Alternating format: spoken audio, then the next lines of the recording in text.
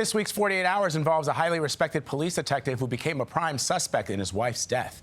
Amy Fanion was found dead in her Massachusetts home in May 2018. Her husband, Detective Brian Fanion, told police it was a self-inflicted gunshot wound, but investigators did not believe his story. As Nikki Battiste reports for 48 Hours, gunshot residue may hold the answers. It was 12:06 p.m. on May 8, 2018, when Detective Brian Fanion dialed 911. My wife just shot herself. Can you send me some help? When Massachusetts State Police detectives Brendan O'Toole and Mike Blanchett arrived, they found 51-year-old Amy Fanion lying dead on the dining room floor. According to Brian, the couple had been arguing about his retirement plans, and at some point, Amy picked up his service weapon. I just saw the gun in her hand going up and towards her head. Yeah. But investigators did not believe Brian's story. I mean, there's no doubt she was shot, but the question is, from what distance? It was right freaking there, I'm telling you. Distance mattered because in self-inflicted gunshot wounds, gunshot residue is expelled from the firearm, leaving a distinct pattern called stippling on the wound. There's none on her, Brian. There's none on her. There has to be, because the gun was there, right freaking there. Fanion was later arrested and charged with murder.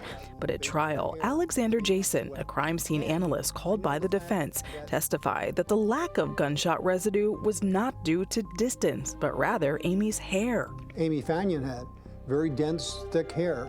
That will block the gunshot residue.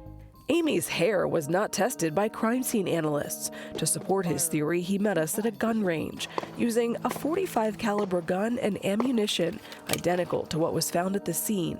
Jason fired a single round into a mound of hair, backed by a ballistic skin simulant. So you just shot a .45 caliber gun 3 inches away through hair. Yes. For comparison, Jason positioned the gun at the same distance using identical ammunition and fired into the skin simulant without hair.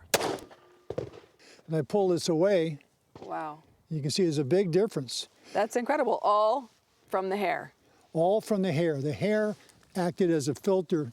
Pretty fascinating.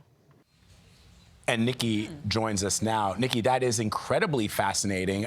So were there any fingerprints found on Brian's gun? And what about that gunshot residue? So there were partial prints found on the gun, but detectives weren't able to identify them. However, both Brian and Amy had gunshot residue on their hands. But at the crime scene, Brian was found holding his wife's hand, so it's, it could be transferred. What do prosecutors say the motive was? It's a big question, Jerika. So Brian had a relationship with a woman he met on a church mission trip. He was very involved in the church, as was she.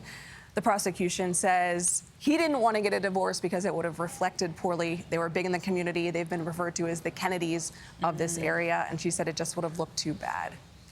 But this is a real, I don't know. I've never seen anything like that, so I'm really looking forward to It's this incredible. report. The ballistics in the story is fascinating. Yeah, just in those last 30 seconds, my mind went back and forth. He literally said, wait, I'm confused. I thought I had it figured out.